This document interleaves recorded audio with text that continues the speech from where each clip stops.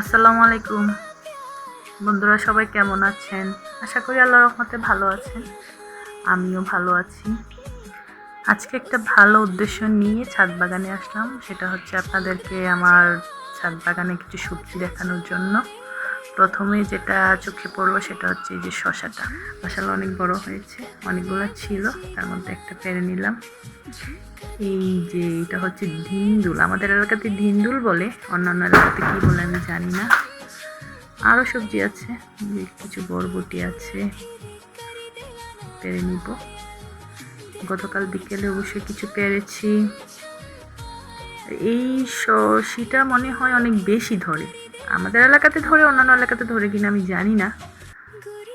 আর এই যে লেবু, মাশাআল্লাহ অনেকগুলো লেবু ধরেছে গাছের মধ্যে। নতুন করে আরও গাছ লাগানো হয়েছে, এই যে বরবটি গাছ, বেগুন গাছ, এই যে ড্রাগন গাছ, এই যে মিষ্টি কুমড়া গাছ, পাট শাক। মাশাআল্লাহ